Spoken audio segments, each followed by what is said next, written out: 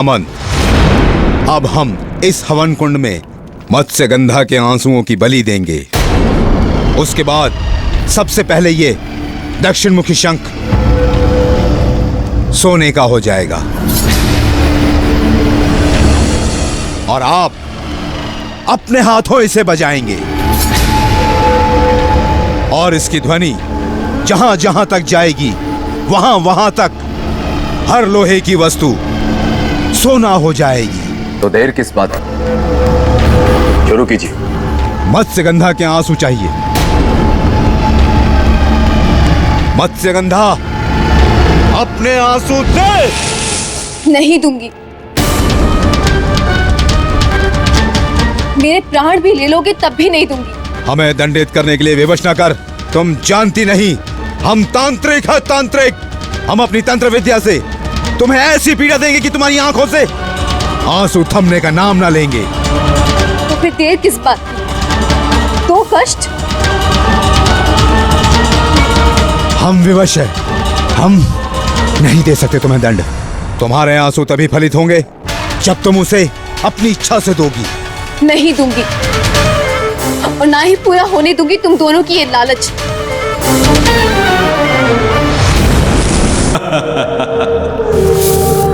मत्स्यगंधा, मैंने तुझे बहुत भोजन दिया, परंतु अब उस भोजन के एक एक दाने का हिसाब लूंगा मैं। एक एक दाने का। तांत्रिक, आवाहन शुरू कीजिए। ओम स्वाहा। सामंत, सोने की लालच ने तुझे अंधा कर दिया है। मैं तुझे शाप देती हूँ कि तेरी ये लालच ऐसे फलेगी कि जिस भी जीवित प्राणी पर तेरी ये नजर पड़ेगी वो सोने में बदल जाएगी। मूर्ख! तुम हमारे यजमान को श्राप नहीं दे सकती।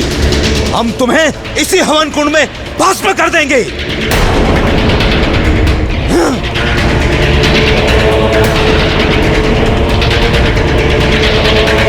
भगवान विष्णु के हाथों में विराजने वाले हे दशमुखी शंख, इन पापियों से मेरी रक्षा करो।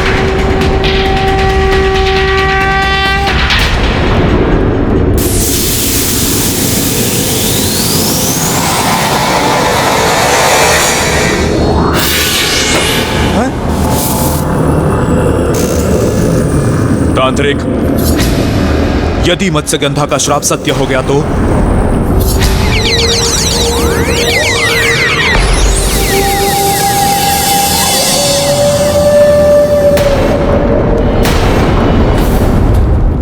श्रीमान बेतार, मेरा उत्तर इस प्रश्न में कि क्या सम्राट विक्रमादित्य का परोपकार व्यर्थ चला गया?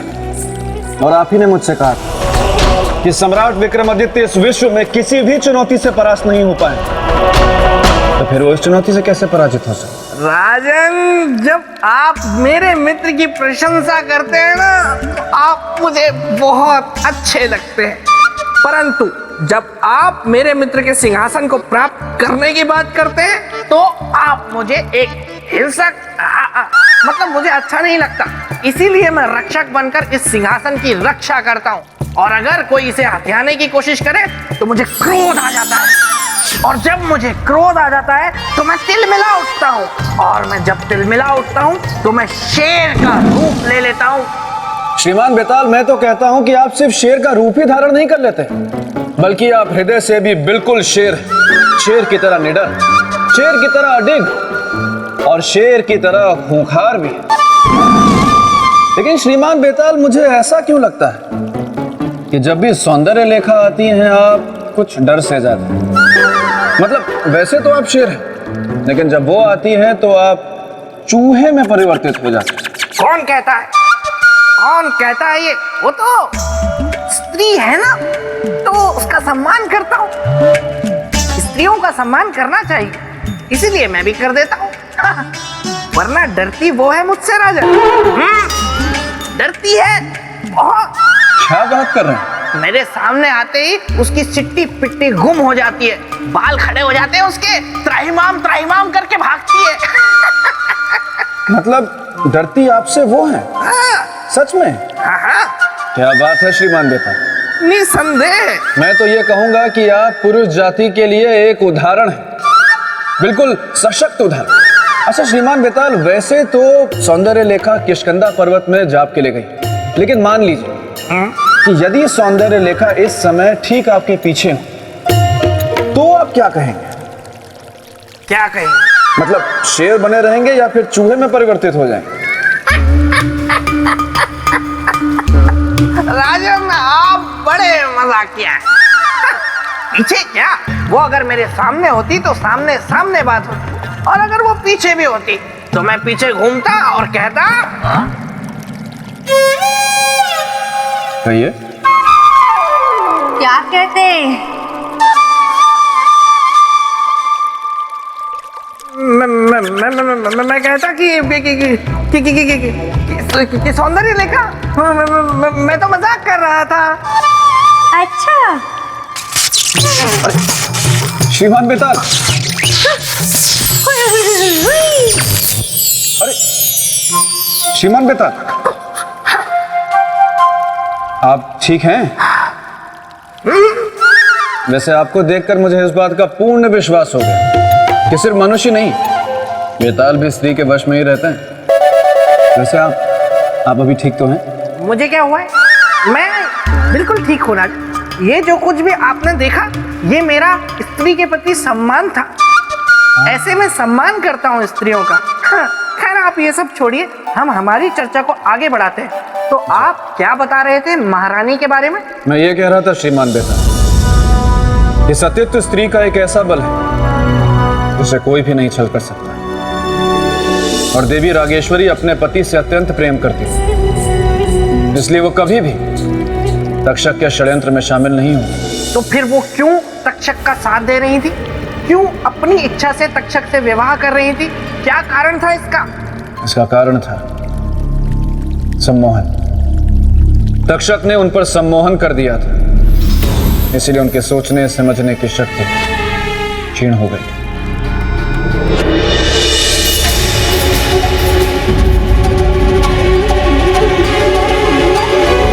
हमारा संदेश सही निकला। देवी रागेश्वरी पूरी तरह तक्षक की सम्मोहन में है, तभी तो बिना पलक झपकाए पत्थर की बूंद बनी है। अब आप दोनों को फेरों के लिए उठना पड़ेगा। ये 7 फेरे पूरे होते ही आप दोनों पूर्ण रूप से पति पत्नी हो जाएंगे। ये नहीं हो सकता। इससे पहले कि ये 7 फेरे पूरे हो, हमें देवी रागेश्वरी का सम्मोहन तोड़ना होगा।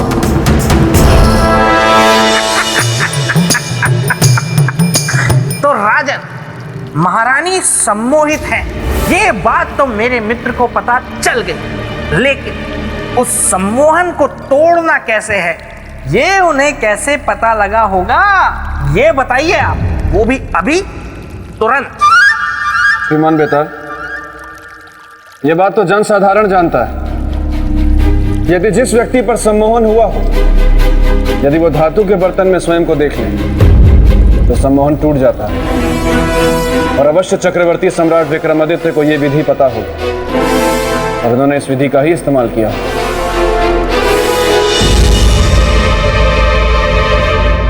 अब आप लोग फेरे लेने के लिए खड़े हो जाइए।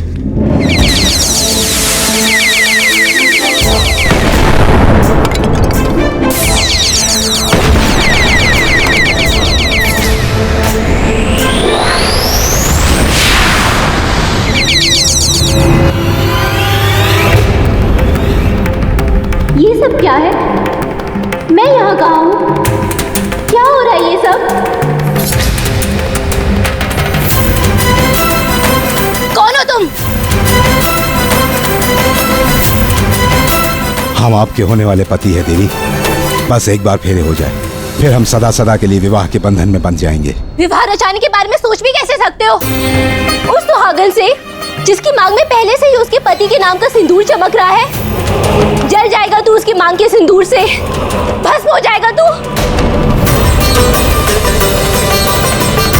आज इस शुभ अवसर पर आप कैसी अशुभ बातें कर रही हैं देवी? चलिए हमारे साथ, फेरे लेने हैं। तक्षक, ये सब क्या है? ये इसका सत्य है नागराज। नामदेव से बदला लेने के लिए सबसे पहले उसका रूप धारण किया, ताकि महारानी रागेश्वरी को बंदी बनाकर उसका अपहरण कर सके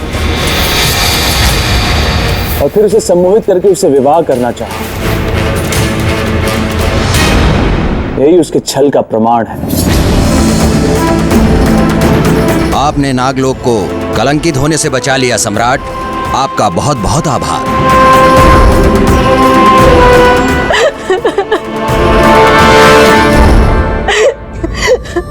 प्रभु, तूने हमारी लाज बचा ली।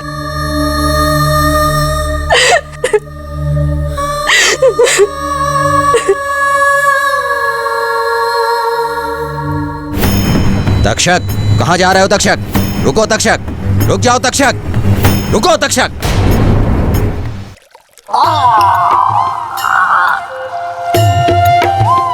श्रीमान बेताल, ये क्या कर रहे हैं आप? ठीक तो हैं? मैं बिल्कुल ठीक हूँ राजन। मैं तो अपने मित्र सम्राट विक्रमादित्य को नमन कर रहा हूँ। देखा आपने, उन्होंने सिर्फ नामदेव के प्राणों की रक्षा ही नहीं की, बल्कि सती के सतीत्व की भी रक्षा की। तो आप भी मेरे साथ बोलिए, सम्राट विक्रमादित्य की जय। महाज्ञानी महाप्रतापी विक्रमादित्य की जय। मेरे परम मित्र की जय। उनके सिंहासन की जय। और अब मेरे साथ बोलिए, मुझे बोलिए, मुझे मुझे सिंहासन सिंहासन चाहिए? चाहिए। बिल्कुल नहीं। बोलिए। श्रीमान बेताल, आप प्रणाम कर रहे हैं सम्राट विक्रमादित्य को, लेकिन मैं प्रणाम करता हूं आपकी चतुराई को। आपसे अधिक चतुर मैंने आज तक किसी को देखा ही नहीं। ठीक है, आपका प्रणाम मैंने स्वीकार कर लिया। अब मुझे ये बताइए राजन, कि राम के कुल का वंशज होते हुए भी, इंद्रदेव का परम मित्र होते हुए भी तक्षक क्यों अधर्म के मार्ग पर चल पड़ा था? श्रीमान बेताल, कभी कभी मनुष्य के जीवन में एक ऐसी घटना घट जाती है जो उससे भूले नहीं भूलती, और ऐसी घटना मनुष्य के भीतर एक गांठ बन जाती है। और ऐसी ही एक घटना कारण थी तक्षक के अधर्म के मार्ग पर चलने की।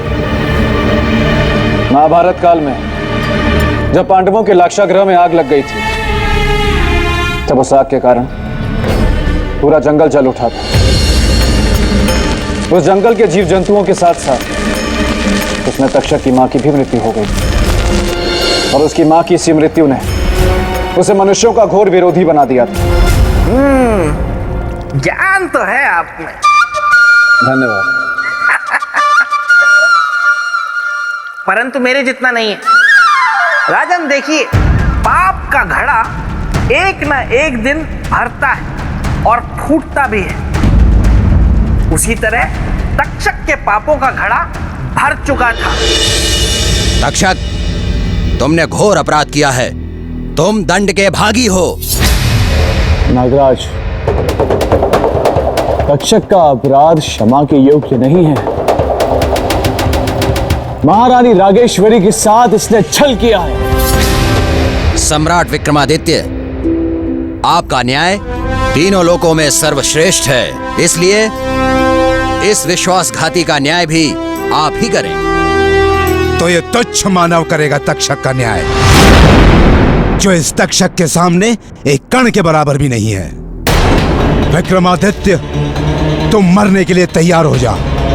कौन मरेगा और कौन मारेगा तक्षक, ये समय पे छोड़ता हूं। जा, छोड़ दिया निर्णय समय पर। आ, युद्ध कर मुझसे। यदि तुझे न्याय प्रिय है तो कर स्वीकार चुनौती। पाप के अंत के लिए इस पापी की चुनौती भी स्वीकार है। तो ठीक है, आजा मेरे मौत के अखाड़े में। आ, आ, आ।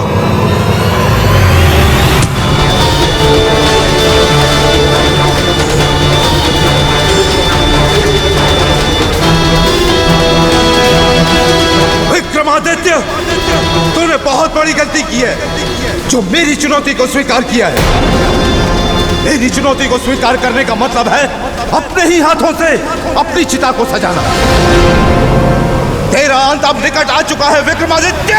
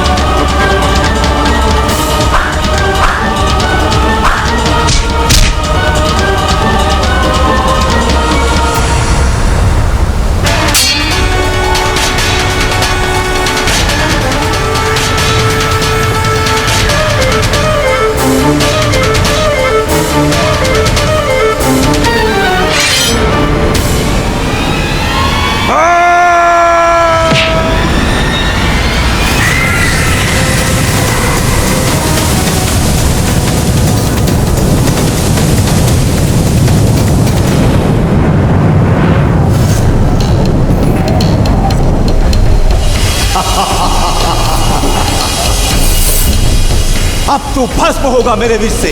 अब देख मैं तुझे कैसे राख बनाता हूं।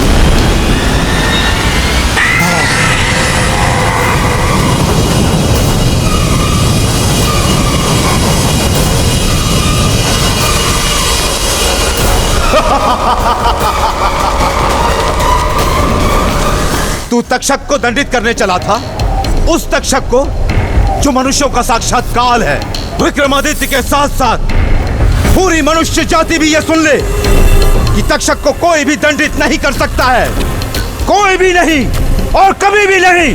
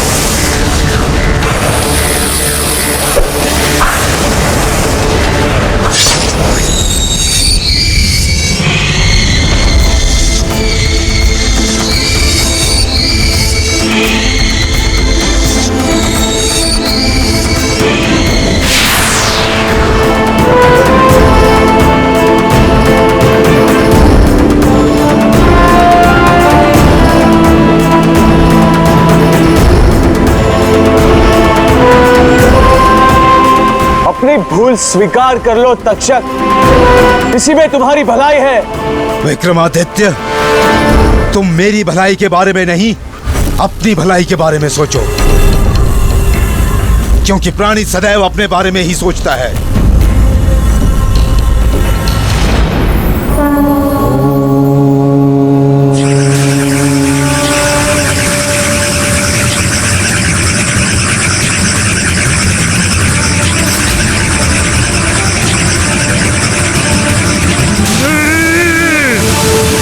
ऐसा नहीं हो सकता।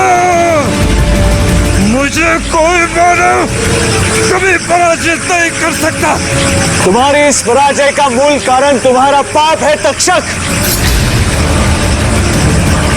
क्योंकि तुम्हारे पाप का घड़ा भर चुका है। तक्षक, तुमने हमेशा मनुष्यों के साथ छल किया है, उन्हें कष्ट दिया है, इसीलिए तुम्हारा न्याय भी एक मनुष्य ही करेगा।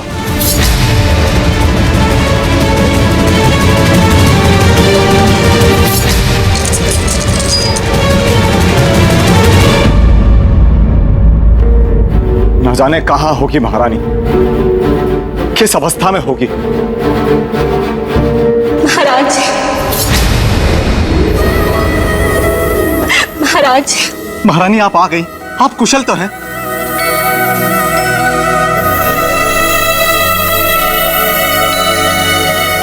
सम्राट, आप शुभ समय पर आए। देखिए देखिए, महारानी आ गई। नहीं महाराज, हम स्वयं नहीं आए, सम्राट विक्रमादित्य हमें लाए हैं। महाराज, यदि ये ना होते तो हम आपके पास वापस कभी ना लौट पाते।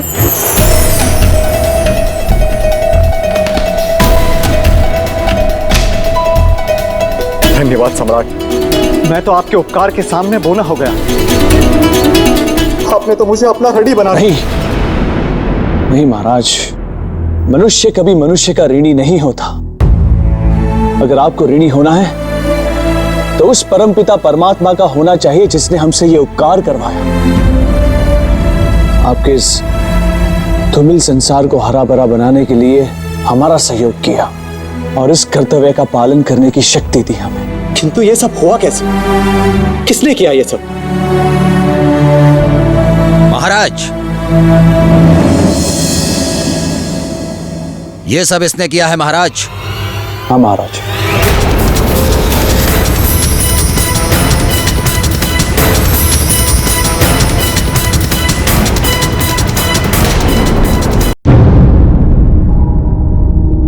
ये सब इसने किया है महाराज, इस तक्षक नाग ने। तक्षक नाग ने? हाँ महाराज।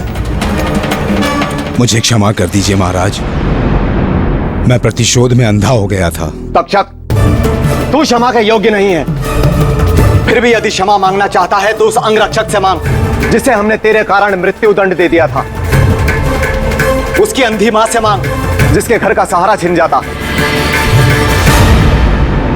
सम्राट, हमें नामदेव और उसकी मां को ढूंढने जाना होगा। नहीं महाराज, इसकी कोई आवश्यकता नहीं, वो यहां आते ही होंगे। आपने उन्हें संदेश? वो आ गए महाराज। मैं जान गया, तुम निर्मल हो, निर्दोष हो। सारा कसूर इस तक्षक नाग का है। मुझे क्षमा कर दो अंगरक्षक, मैं दोबारा ऐसी गलती कभी नहीं करूंगा। तक्षक, यदि सच में तुम्हारे मन में यह भाव जागा है तो यह प्रायश्चित की निशानी है। तुम नागराज के साथ पुनः नागलोक वापस लौट जाओ और अपने कर्मों का प्रायश्चित करो। धन्यवाद नागराज, हमारी सहायता के लिए बहुत बहुत धन्यवाद। नहीं सम्राट नहीं, ये तो हमारा कर्तव्य है। चलो। नामदेव, एक प्रार्थना है, यदि स्वीकार कर लोगे तो समझूंगा तुमने मुझे प्रायश्चित करने का अवसर दे दिया। आप महाराज आदेश कीजिए। नामदेव, विश्वास पात्रता की कोई कीमत, कोई इनाम नहीं होता, परंतु उपहार स्वरूप हम चाहते हैं तुम अपनी मां के साथ हमारे पास रहो। जो आज्ञा महाराज। सम्राट विक्रमादित्य, मैं आपका हृदय से आभारी हूं। आपने मेरी पत्नी के साथ साथ मुझे भी अन्याय करने से बचा लिया।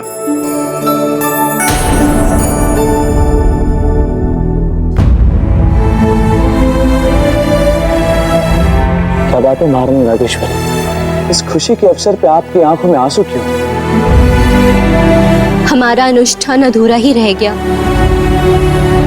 अब हम निसंतान ही रह जाएंगे। अब हमें इस राज्य को छोड़कर जाना होगा।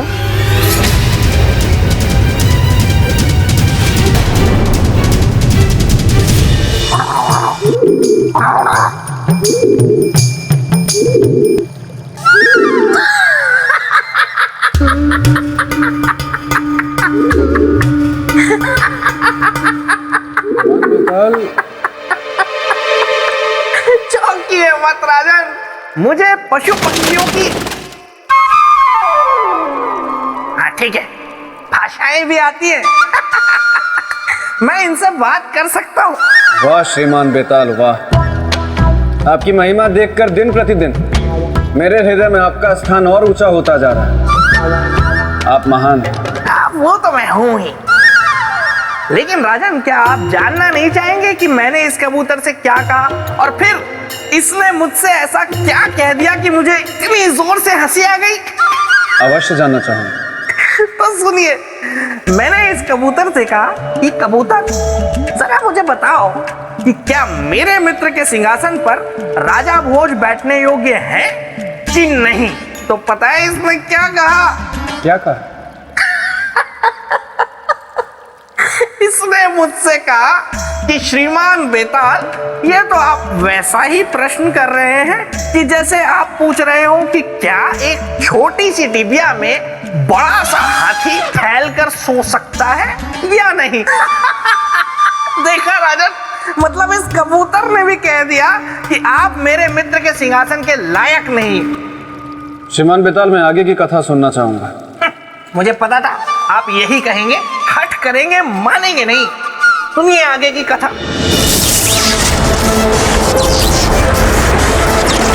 हमें क्षमा करना कालदेव, यदि संसार के हित से बंधे नहीं होते तो आपके साथ ऐसा कभी नहीं करते।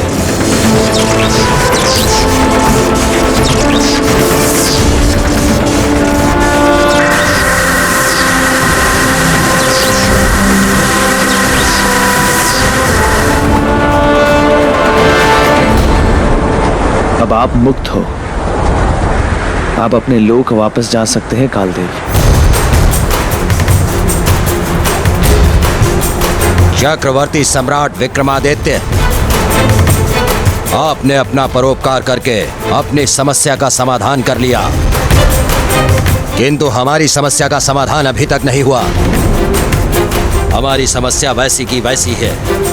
क्या है आपकी समस्या कालदेव? हमारी समस्या यह है कि हम यहाँ से खाली हाथ, बिना किसी आत्मा को अपने साथ लिए यहाँ से लौट नहीं सकते। आप तो न्यायप्रिय सम्राट विक्रमादित्य हैं ना, अब आप ही हमारा न्याय कीजिए। विधि के विधान के अनुसार किसका जीवन हम साथ लेकर जाएं? कौन है जो अपनी इच्छा से अपने प्राण त्यागेगा और विधि के विधान को पूरा करेगा? हमें किसी का जीवन दीजिए विक्रमादित्य, हमारा आना सार्थक कीजिए। काल मेरे मित्र के सामने खड़ा था और ऐसे अड़ा था क्योंकि चुनौती शक्ति की नहीं थी बल्कि न्याय की थी कि काल के साथ न्याय हो तो कैसे हो, और बिना न्याय हुए वो जाने को तैयार ही नहीं था। और यह अटूट सत्य है, था और रहेगा कि काल एक बार आ गया तो बिना प्राण लिए वापस नहीं लौट सकता। सम्राट, क्या सोचा आपने? क्या है मेरा न्याय? शीघ्र बताओ, क्योंकि जब तक आप न्याय नहीं करेंगे मैं यहां से नहीं जाऊंगा, और जब तक मैं यहां से नहीं जाऊंगा विधि की व्यवस्था और समय का चक्कर रुका रहेगा, और इस व्यवस्था को बाधित करने के उत्तरदायी होंगे आप। हमारे कारण ना तो विधि की व्यवस्था में बाधा आएगी और ना ही समय का चक्र रुकेगा। तो शीघ्र बताइए। आपको केवल एक ही आत्मा चाहिए ना, फिर वो चाहे किसी की भी हो। भेद केवल देह में होता है, आत्मा तो सबकी एक जैसी होती है। आप यमलोक चलने की तैयारी कीजिए कालदेव। किंतु वो जीव कहाँ है जिसकी आत्मा मैं अपने साथ लेकर जाऊंगा? वो जीव आपके सामने खड़ा है, सामने खड़ा है। क्या आप? हाँ कालदेव, आप हमारे शरीर से हमारी आत्मा को निकाल दीजिए। नहीं नहीं, मैं ये नहीं कर सकता सम्राट। मैं आपके प्राण नहीं ले सकता सम्राट। किंतु क्यों? आपको तो केवल एक आत्मा ही चाहिए ना। आपके प्राण लेने का अर्थ है संपूर्ण पृथ्वी लोक का नष्ट, हाहाकार, अंधकार। आपकी पत्नी, आपकी प्रजा, इन सब का क्या होगा? सब टूट जाएगा, सब बिखर जाएगा। कुछ नहीं टूटेगा और कुछ नहीं बिखरेगा कालदेव। समय के लेप ने बड़े से बड़े घाव को भर दिया है। फिर ये शरीर भी तो मिट्टी का ही बना है। इस शरीर को भी एक न एक दिन मिट्टी में ही तो मिल जाना है। तो फिर ये आज ही क्यों नहीं कालदेव? ठीक है, मुझे न्यायप्रिय, परोपकारी चक्रवर्ती सम्राट विक्रमादित्य का न्याय स्वीकार है।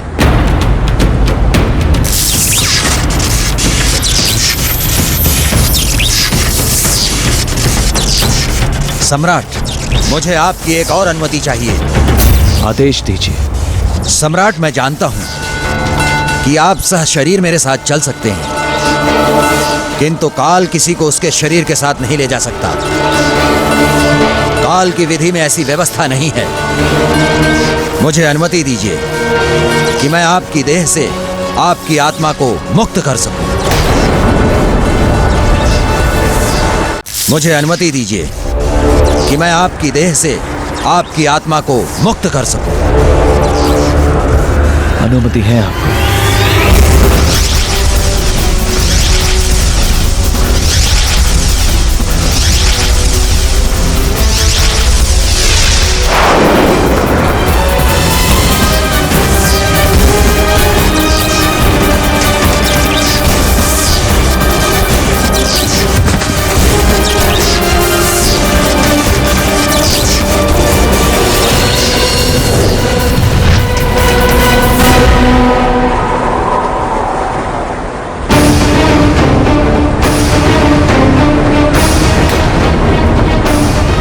सम्राट विक्रमादित्य, धरती लोक की आपकी यात्रा समाप्त हुई।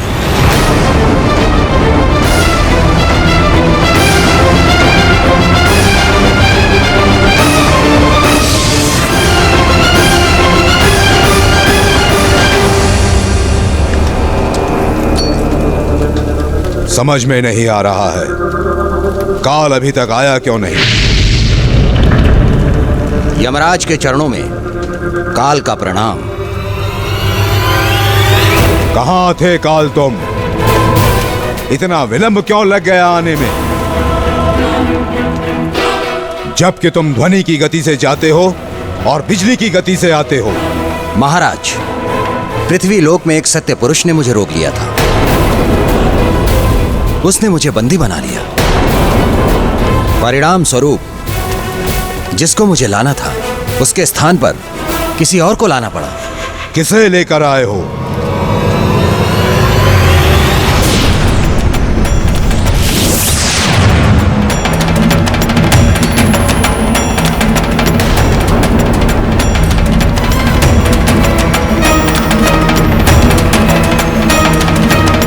चक्रवर्ती सम्राट विक्रमादित्य को लेकर आए हो? क्यों क्यों क्यों? महाराज, इन्होंने ही तो मुझे रोका था और समय पर उस जीव के पास पहुंचने नहीं दिया, और वो भी उसके परोपकार के लिए। इन्होंने मुझे रोककर जीव की रक्षा की है। ऐसी परिस्थिति में मैं क्या करता महाराज? तो ले आया इन्हें।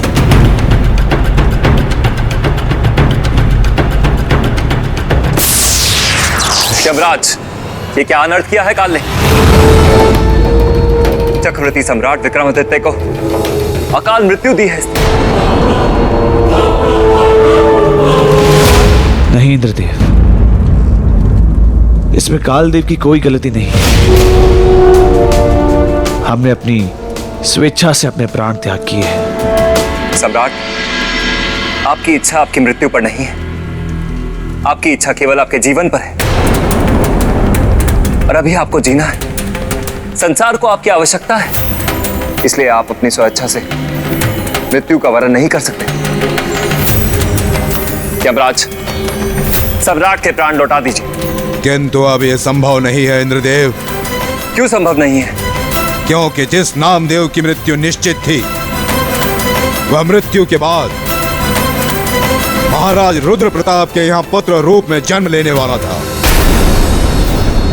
किंतु सम्राट ने उसकी मृत्यु को रोककर जीवन चक्र के उस मार्ग को बंद कर दिया।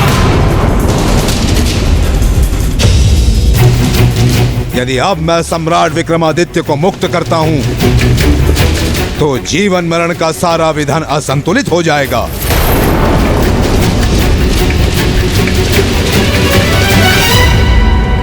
उस भूल, इस असंतुलन को सुधारने का कोई उपाय? एक उपाय है, एक उपाय है।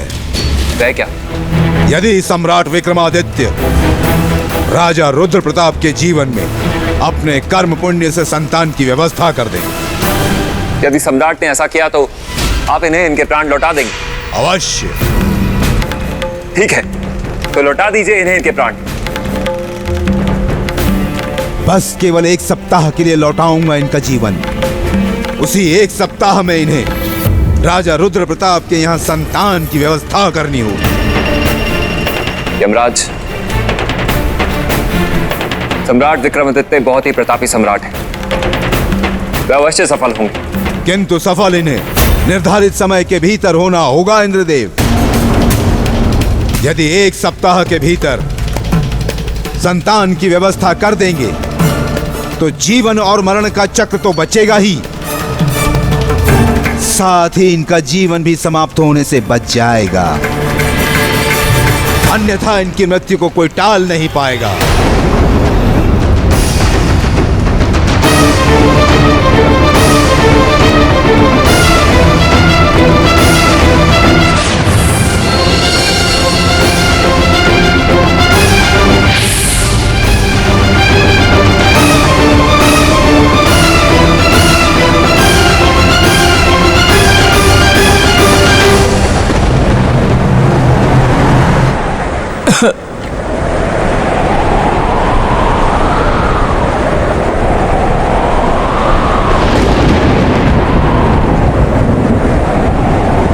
कुछ ऐसा उपाय कीजिए जन्म और मृत्यु और दोनों की ही व्यवस्था खंडित ना हो, खंडित ना हो, खंडित ना हो।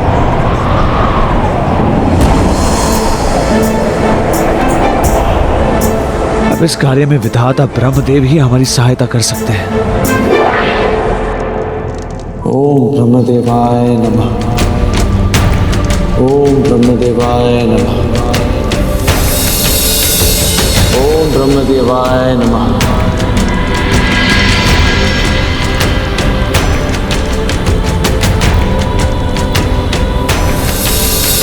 हे परमपिता ब्रह्मदेव, हमें दर्शन दीजिए। हम गंभीर समस्या के दलदल में धंसे हुए हैं, हमारा मार्गदर्शन कीजिए। हमारे सम्मुख उपस्थित होइए। हे परम प्रतापी चक्रवर्ती सम्राट विक्रमादित्य, नेत्र खोलिए, कहिए क्या समस्या है, क्या समस्या है? हम किस प्रकार आपकी सहायता कर सकते हैं?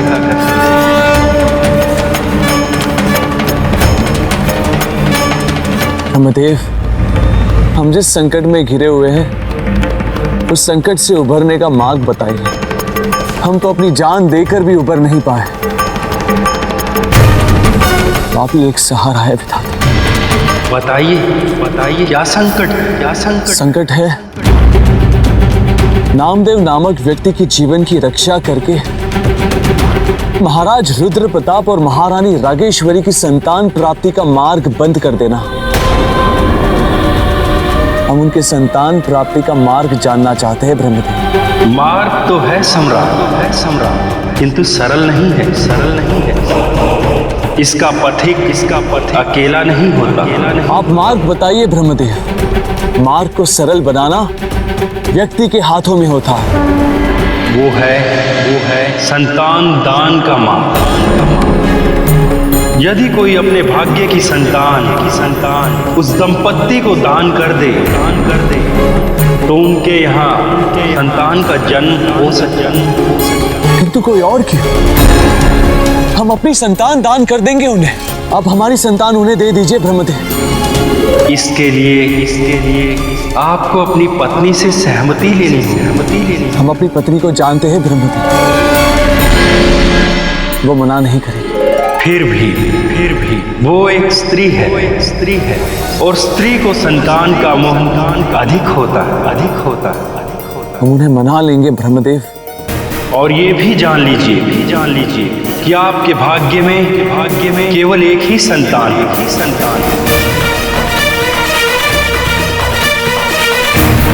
और उसे दान कर देने के बाद ना तो आपकी पत्नी मातृत्व सुख को भोग सकेंगी और ना ही आप अपनी संतान का मुख देख सकता।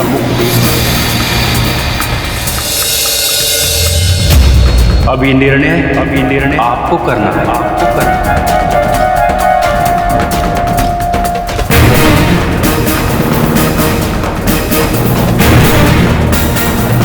हमने निर्णय ले लिया है ब्रह्मदेव।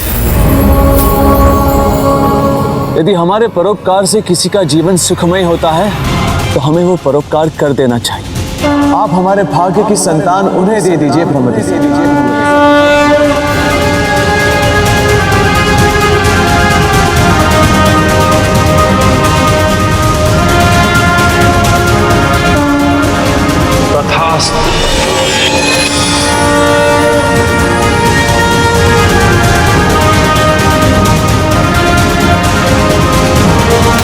तो राजन बताइए, अगर आप मेरे मित्र के स्थान पर होते तो क्या अपने भाग्य की संतान, अपनी इकलौती संतान किसी और को दे देते?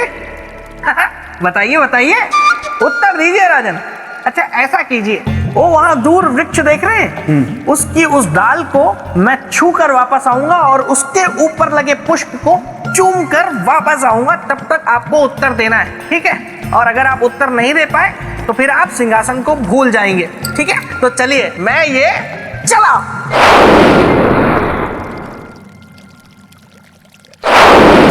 उत्तर दीजिए राजन।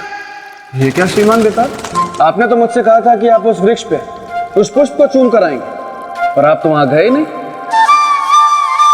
राजन मैंने आपसे कहा था कि मुझ में कई ऐसी शक्तियां हैं जिनका समय आने पर आपको पता चल जाएगा। तो ये भी मेरी एक शक्ति है कि मैं कब वृक्ष तक पहुंचा, कब डाल छुई, कब पुष्प चूमा, कब वापस आ गया, आप कुछ भी नहीं देख पाए, क्योंकि मैं पल भर में कहीं भी जा सकता हूं और पल भर में कहीं से भी आ सकता हूं।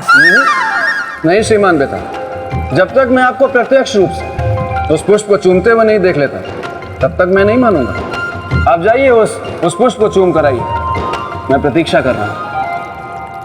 मुझे पता था राजन कि आप मानेंगे नहीं, हट करेंगे।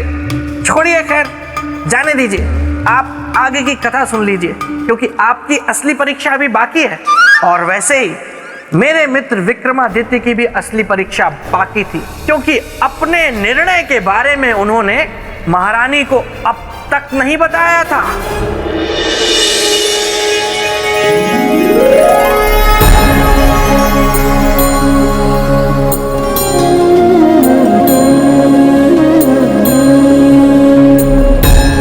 सम्राट, इस बार आपने बहुत लंबी प्रतीक्षा करवा दी। किसकी परीक्षा ले रहे थे? हमारे धैर्य की या फिर उस बैरन प्रतीक्षा की जो बार बार हमारे मन को बुरी आशंकाओं से भर देती थी? महारानी चित्रलेखा, जब तक आप हमारी सांसों में हैं, हमें एक खरोच भी नहीं आ सकती।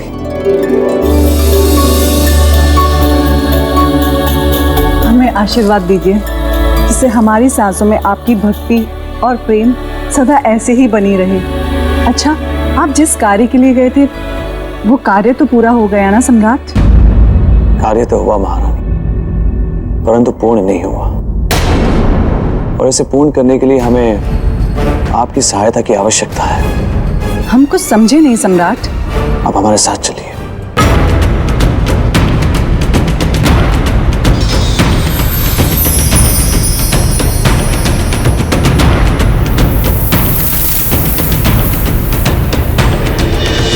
सारी समस्या में से केवल एक समस्या अनसुलझी रह गई।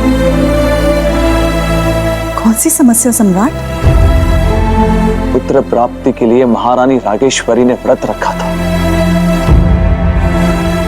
उनका वो व्रत अधूरा रह गया, मात्र सुख से वंचित हो गई। ये तो सचमुच बहुत बुरी बात है कि वो एक स्त्री की संपूर्णता से वंचित रह गई। किंतु आप दुखी ना हो सम्राट, क्योंकि संतान का पाना या ना पाना ये तो भाग्य की बात है, और फिर आप किसी के भाग्य को तो नहीं बदल सकते ना सम्राट। सही कह रही है, हम अकेले नहीं कर सकते, परंतु हम मिलकर एक मत होकर अवश्य कर सकते हैं महारानी। परंतु कैसे सम्राट? यदि हम अपने भाग्य की संतान उन्हें दान कर दें, की संतान उन्हें दान कर भाग्य की संतान उन्हें दान कर। हमने तो निर्णय भी ले लिया है कि हमारे भाग्य की संतान महाराज रुद्र प्रताप के महल में ही जन्म लेगी। हमने सही निर्णय लिया ना महारानी? महल में सम्राट को इस समय प्रवेश नहीं करना चाहिए था। यह घड़ी बहुत ही अशुभ है।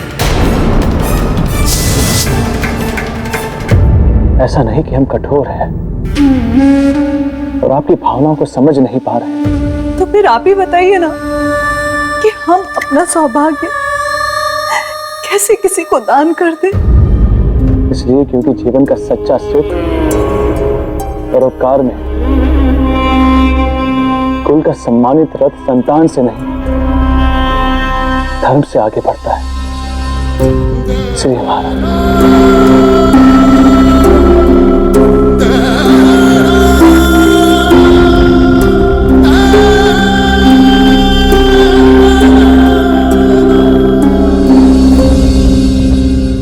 आपका मुंह फेर लेना यह संकेत देता है कि आप हमारी बात से सहमत नहीं हैं।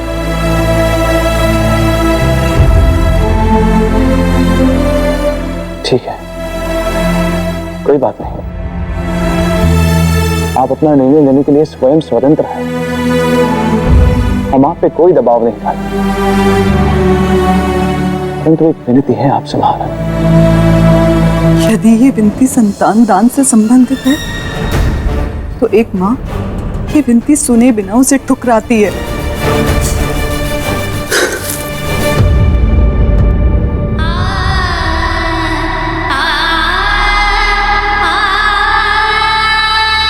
हे महादेव,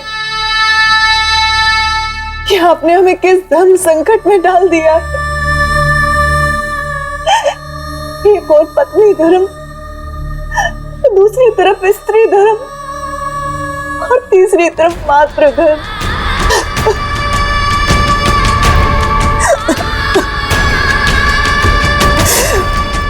यदि पत्नी धर्म को छोड़ते हैं तो पाप के भागी बनते हैं, और यदि स्त्री धर्म को छोड़ते हैं तो बांझपन के कलंक को सहते हैं, और मातृ धर्म को त्यागते हैं तो स्वयं को ही चलते हैं।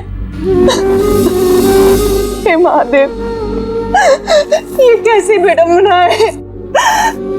कोई दिशा दिखाइए, हम क्या करें?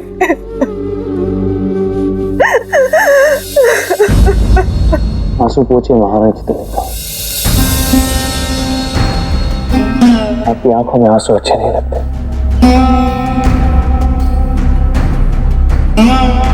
फिर सम्राट, अब आप ही बताइए, हम किस ओर जाएं? क्या करें?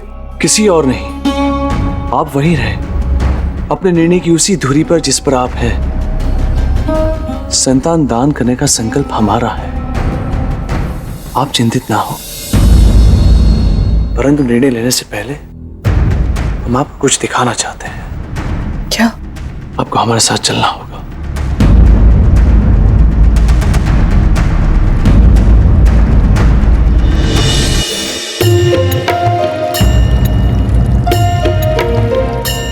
राजन, जरा इधर आइए। यहाँ आइए। इधर? जी हाँ।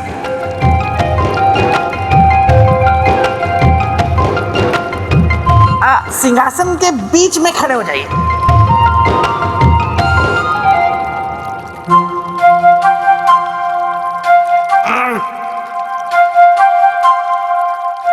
थोड़ा इस तरफ जाइए। इस तरफ? श्रीमान बेताल, मेरे तो कुछ समझ में नहीं आ रहा कि आप इधर आइए, इधर आइए, इधर आइए। श्रीमान बेताल, ये आप कर क्या रहे हैं? देख रहा हूं कि मेरे मित्र के सिंहासन के नजदीक खड़े होकर आप कैसे दिखाई पड़ते हैं।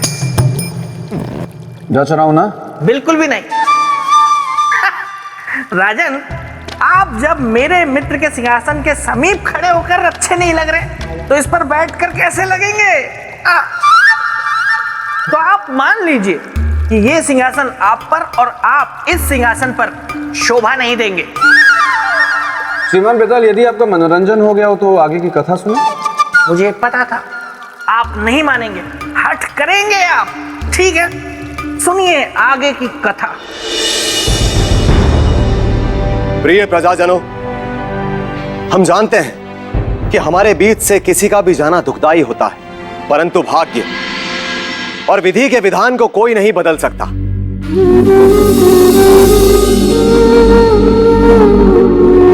और हमारे भाग्य की लेख यह कहती है कि अब हमें आपसे सदा सदा के लिए विदा लेने का समय आ गया है। हमें आपसे सदा सदा के लिए विदा लेने का समय आ गया है।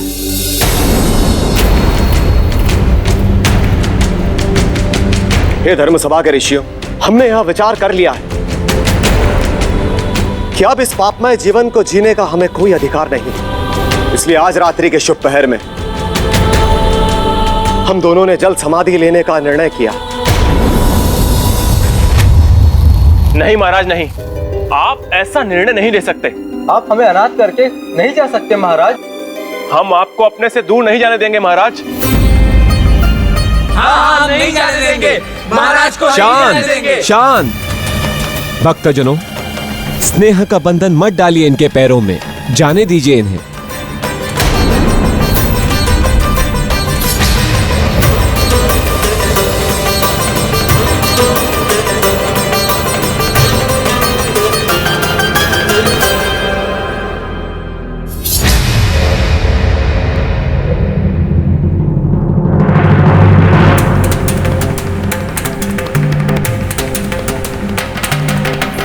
रुकिए महारानी, महारानी।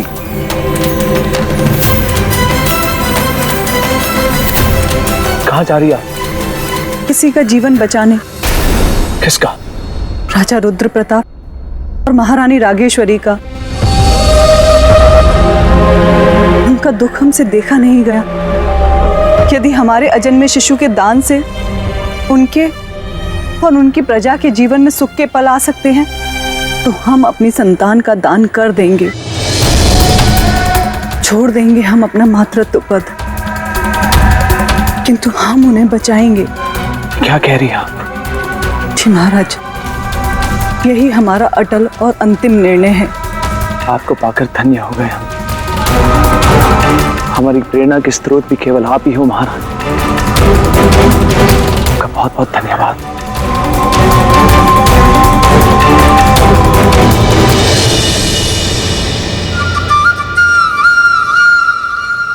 क्या हुआ राजन, किन विचारों में खो गए आप?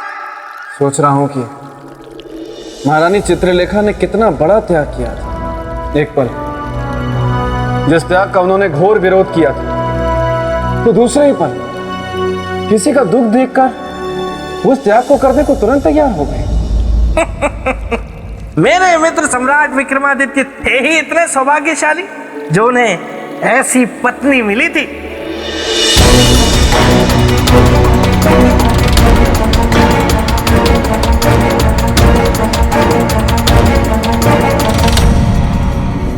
हे परमपिता परमेश्वर, हम सच्चे मन से आपकी प्रार्थना करते हैं कि हमारे भाग्य का संतान सुख महाराज रुद्र प्रताप और महारानी रागेश्वरी के भाग्य का संतान सुख बना दीजिए। कृपा करें हम पे।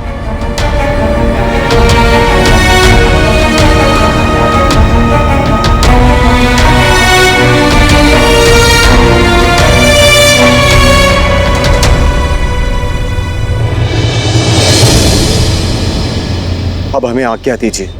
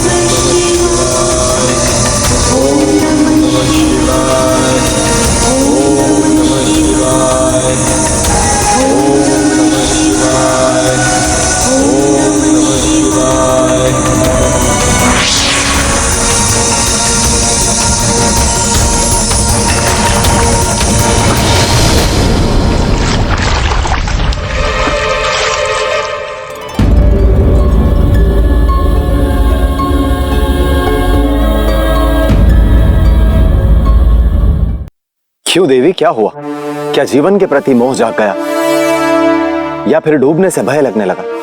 जी महाराज, हमें मोह जाग गया।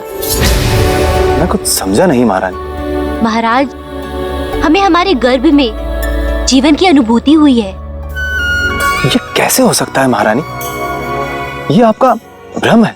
नहीं महाराज, एक नारी को अपने गर्भ के जीवन का कभी भ्रम हो ही नहीं सकता। यदि ऐसा है तो इसकी सत्यता अभी प्रमाणित हो जाएगी। चलिए तट पर।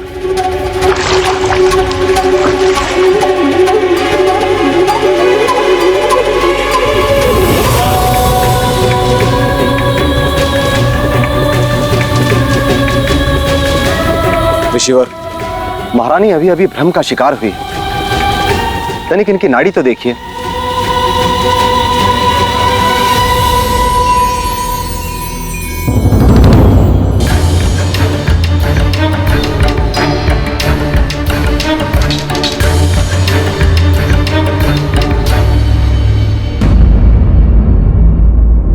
महाराज, चमत्कार हो गया।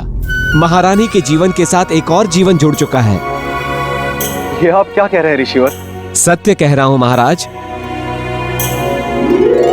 महाराज रुद्र प्रताप की जय। महाराज रुद्र प्रताप की जय। हे प्रभु, आपने हम पर बहुत बड़ा उपकार किया। आपकी बहुत बड़ी कृपा।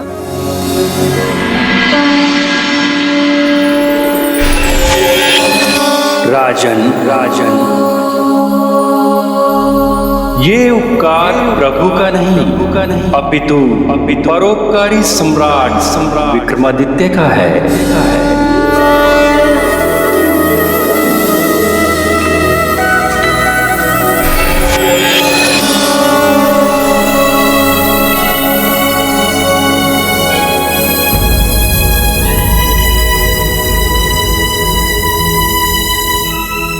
महारानी चित्रलेखा, आपने जो कार्य किया इसे संसार हमेशा याद रखेगा।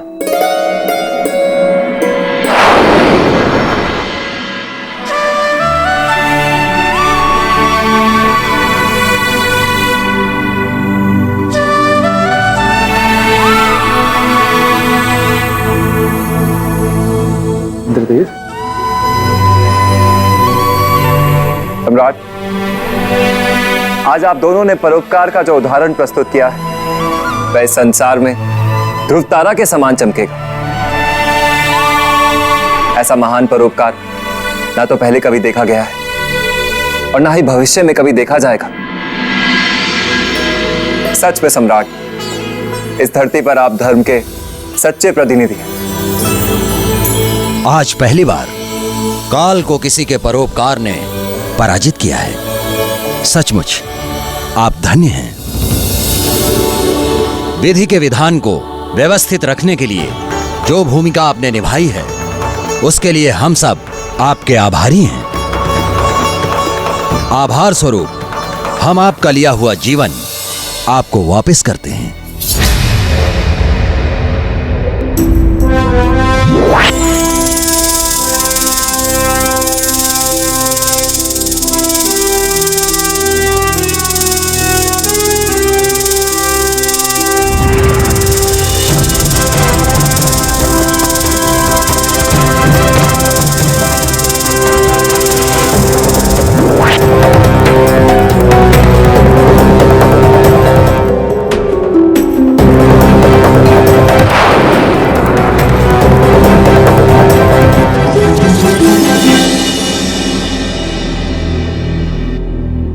सम्राट, क्या जो हमने काल के मुख से सुना वो सच है?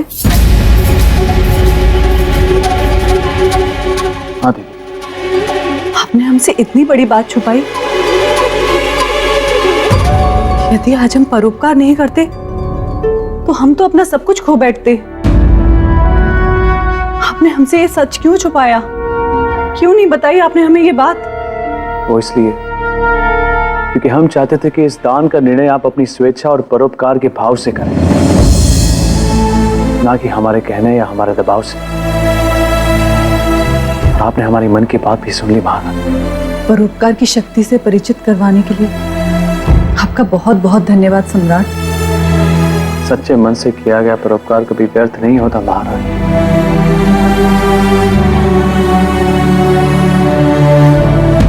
मैं हूं बेताल, गले नहीं दूंगा किसी की दाल। तो देखा राजन, ऐसे थे हमारे सम्राट विक्रमादित्य, जिनका मित्र होने का सौभाग्य मुझे प्राप्त हुआ। और आप परोपकार की सीढ़ी पार करना चाहते हैं तो इसके लिए पहले आपको यह बताना होगा कि परोपकारी के गुण क्या होते हैं।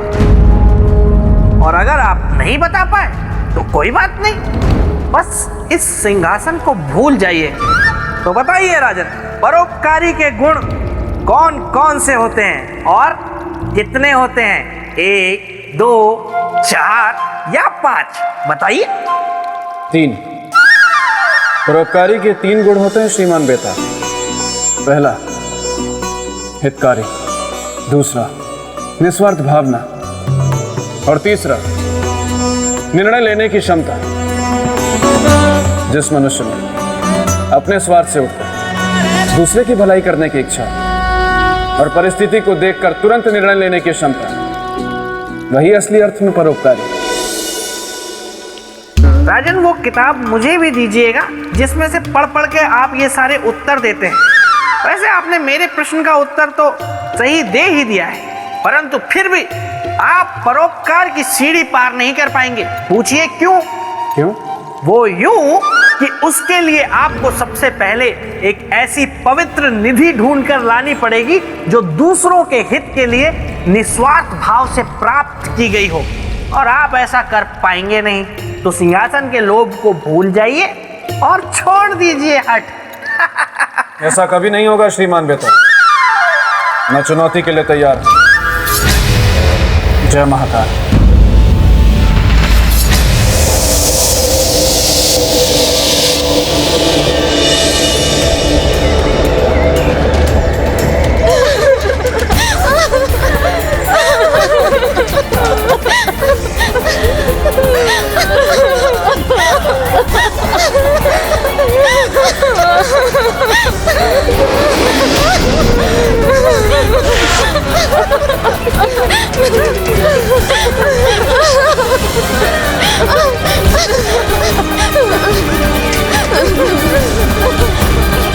इस घने जंगल में एक साथ कई स्त्रियों के रोने की आवाज, क्या दुख हो सकता है इन्हें? मुझे देखना चाहिए और उनकी सहायता करनी चाहिए।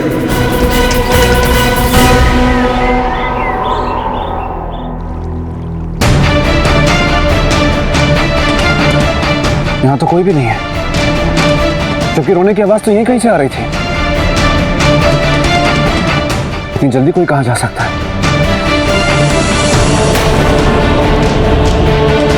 हे देवियों,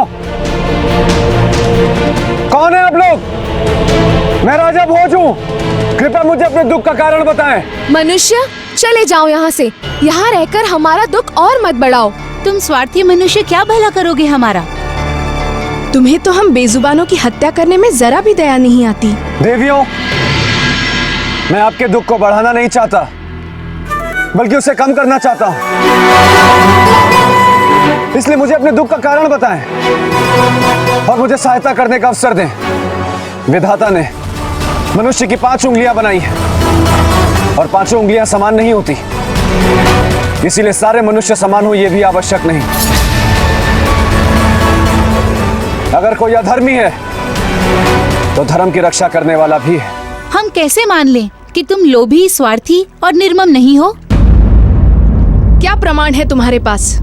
कुछ भी नहीं जो मैं दिखा सकूं, पर मेरा यह कर्म है जो ये अवश्य प्रमाणित करेगा कि मैं कौन हूं। बस एक बार मुझ पर विश्वास करें और मुझे अपनी सहायता करने का अवसर दें।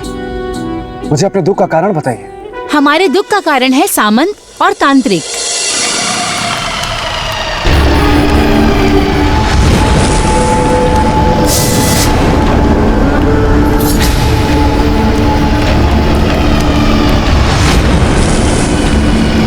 ऐसा क्या किया उन्होंने देवियों?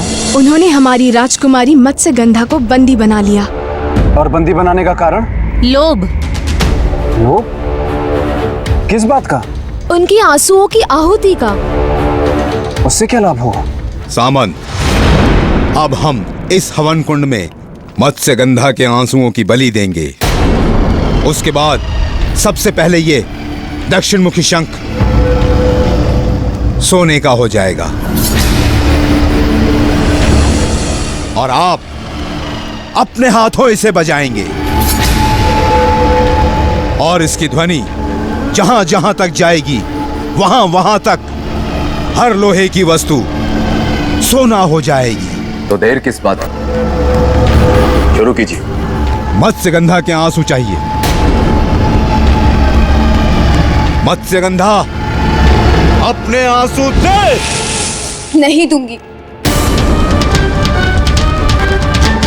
मेरे प्राण भी ले लोगे तब भी नहीं दूंगी। हमें दंडित करने के लिए विवश न कर। तुम जानती नहीं, हम तांत्रिक हैं, तांत्रिक। हम अपनी तंत्र विद्या से तुम्हें ऐसी पीड़ा देंगे कि तुम्हारी आंखों से आंसू थमने का नाम ना लेंगे। तो फिर देर किस बात की? तो कष्ट। हम विवश हैं। हम नहीं दे सकते तुम्हें दंड। तुम्हारे आंसू तभी फलित होंगे जब तुम उसे अपनी इच्छा से दोगी। नहीं दूंगी और ना ही पूरा होने दूंगी तुम दोनों की ये लालच। किंतु देवियों, उस तांत्रिक ने मत्स्यगंधा देवी को बंदी बनाया कैसे? छल से। एक दिन की बात है, सामंत नदी किनारे बैठकर छाती पीट पीट कर रोने लगा।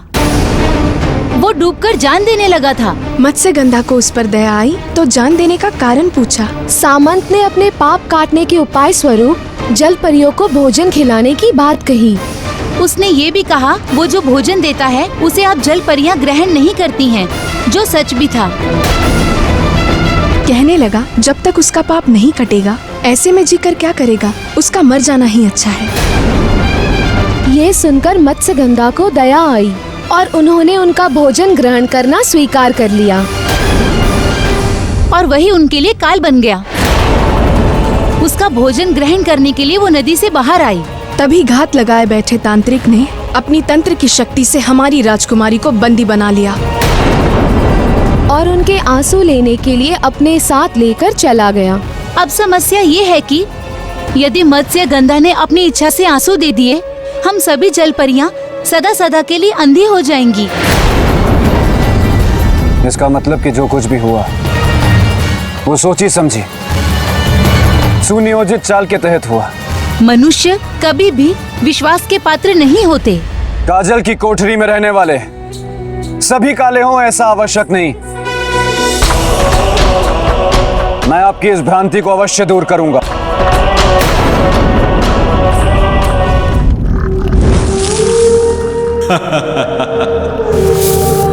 मत्स्यगंधा, मैंने तुझे बहुत भोजन दिया, परंतु अब उस भोजन के एक एक दाने का हिसाब लूंगा मैं, एक एक दाने का। तांत्रिक, आवाहन शुरू कीजिए।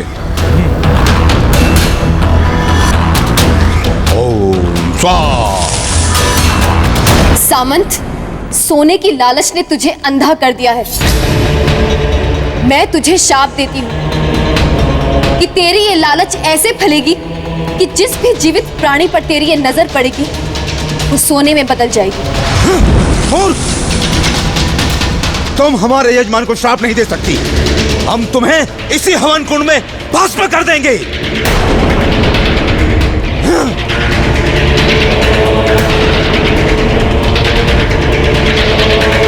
भगवान विष्णु के हाथों में विराजने वाले हे दशमुखी शंख, इन पापियों से मेरी रक्षा करो।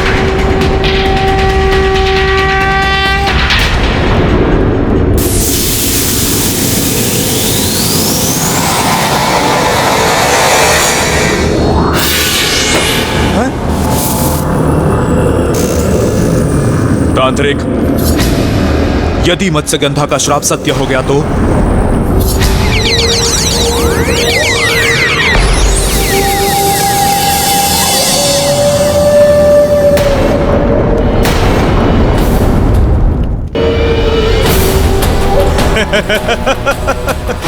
सामंत, चमत्कार, चमत्कार हो गया सामंत। अब मैं कुछ भी सोने का बना सकता हूं, किसी को भी सोने का बना सकता हूं। मैं सबको सोने का बना दूंगा। मैं जहां भी देखूंगा सोना बनेगा, सोना बनेगा, हर तरफ सोना ही सोना। सामंत, देवी मत्स्यगंधा को कुछ भी नहीं होगा। मैं आप सबको वचन देता हूं कि मैं उन्हें वापस लेकर आऊंगा, सुरक्षित और सकुशल। आपके इस वचन के पीछे का स्वार्थ क्या है? कुछ भी नहीं, ये सब मैं आप लोगों के हित के लिए कर रहा हूं। मुझ पर विश्वास रखें और मुझे आज्ञा दें।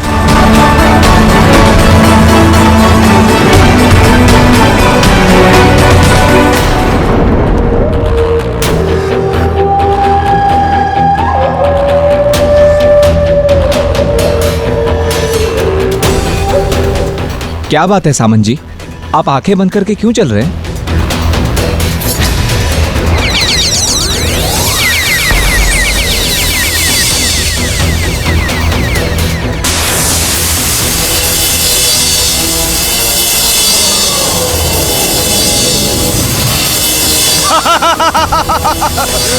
मैं स्वर्ण लोक बसाऊंगा, स्वर्ण लोक का स्वामी बनूंगा। मैं जिसे भी देखूंगा वो सोने का बन जाएगा।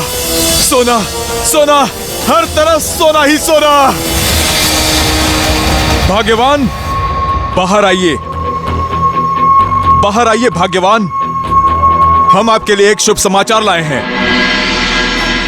कहिए स्वामी। अरे, इसे क्या हुआ? मैंने वरदान पा लिया।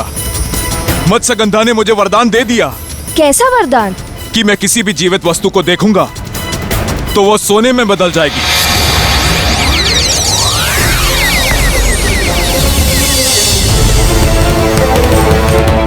ये वरदान नहीं, शाप है। आप लोभ में इतने अंधे हो गए हैं कि आपको शाप और वरदान में अंतर समझ नहीं आ रहा। बहुत बड़े पापी हैं आप। मूर्ख स्त्री, कोसना बंद कर। अरे तू क्या जाने सोने का मोल। अब मैं लंकापति रावण की तरह अपनी सोने की नगरी बनाऊंगा।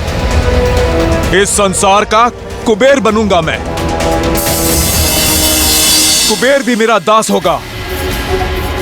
मुझे गांव जल्दी पहुंचना होगा, अन्यथा भारी अनर्थ हो जाएगा।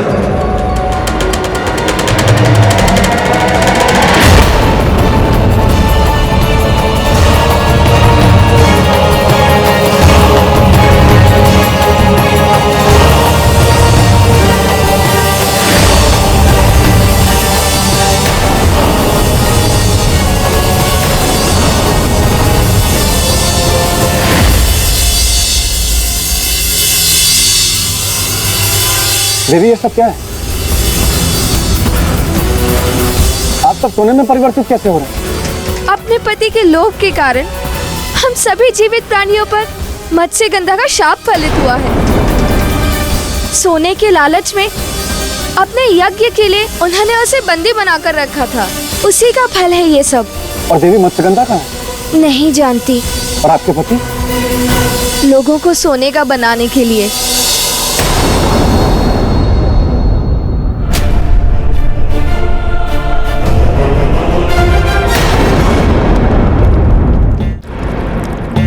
मैं हूं बेताल, गलने नहीं दूंगा किसी की दाल। जाकर देखता हूं कि राजा भोज अब क्या तिकड़म भिड़ाएंगे और कैसे खिचड़ी पकाएंगे, क्योंकि ये परीक्षा बहुत ही कठिन परीक्षा है।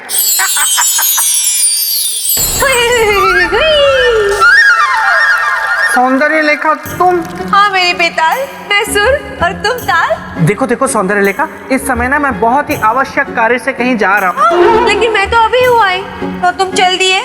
नहीं, मैं चल दिया था तब तुम आई। एक ही तो बात हुई। नहीं, एक बात नहीं है। देखो मेरी बात सुनो। तुम मेरी बात सुनो बेताल, मैं तुम्हें ऐसे नहीं जाने दूंगी।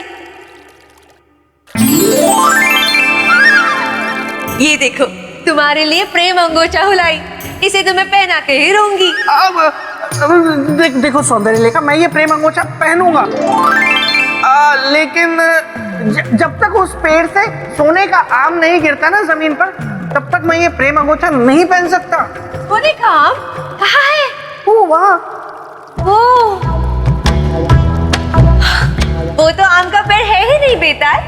हाँ, आम का पेड़ नहीं है, लेकिन उस पेड़ से सोने का आम जमीन पर गिरता है।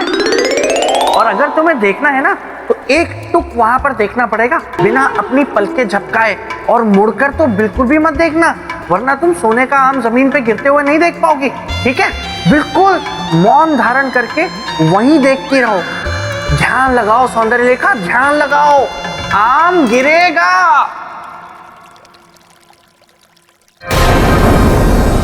कमाल कर दिया सामंत, तुमने कमाल कर दिया। किसी को नहीं छोड़ा, किसी को भी नहीं, सबको सोना बना दिया। सोना!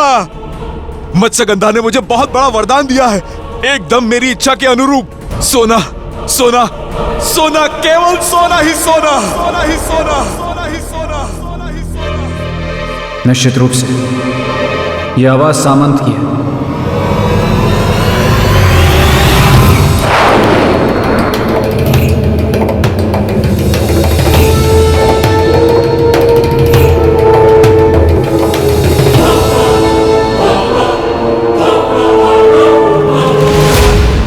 मेरी आंखों में वो शक्ति है कि जिसे देखूं वो सोना बन जाए। संसार वालों, अपनी कुशलता चाहते हो तो मुझसे बच के रहना, अन्यथा अपने जीवन से हाथ धो बैठोगे।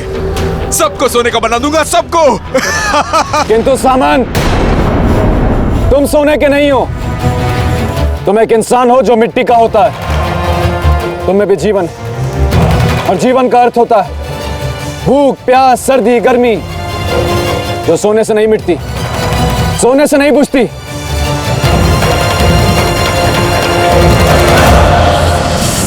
कौन है? कौन है उधर? साहस है तो सामने आओ। यही तेरी भूख और प्यास दोनों मिटा दूंगा। इसके सामने जाने में खतरा है। बिना इसके सामने गए मुझे इसे समझाने का प्रयास करना होगा। मुझे इसकी दृष्टि से बचना होगा। देखो सामंत, श्राप कभी सुखदायी नहीं होता, इसलिए मान लो मेरी बात। अपनी आंखें मूंद लो और शांतिपूर्वक अपने श्राप से मुक्त होने का उपाय सोचो। मूर्ख! वरदान है ये, वरदान। धन्यवाद उस मत्स्यगंधा का जो मुझे श्राप देकर उस दक्षिण मुखी शंख में समाकर अदृश्य हो गई। किंतु मेरी आंखों से तू अदृश्य नहीं हो सकता। तुझे तो मैं खोज ही निकालूंगा। मान लो मेरी बात, अपने इस लोभ को त्याग दो। जिस लोभ में लाभ हो, बुद्धिमान उसे नहीं त्यागता। पर तू है कहां? सामने आ।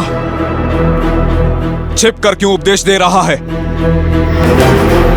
सामने आ तो पता चले कि कौन क्या त्यागता है, तू जीवन या मैं लोभ।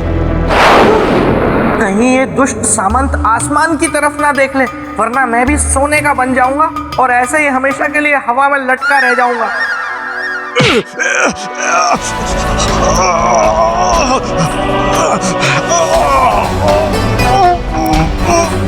अपने इस लोभ को त्याग दो सामंत, त्याग दो। छोड़ मुझे, छोड़। मैं तुझे अभी सोने का बनाता हूं। छोड़ दे मुझे।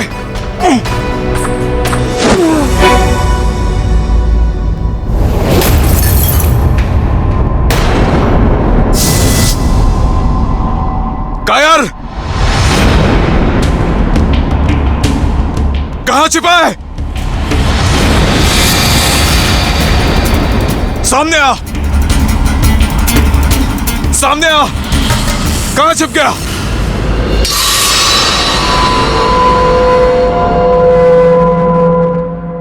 अरे हाँ, ये युक्ति अवश्य काम करेगी।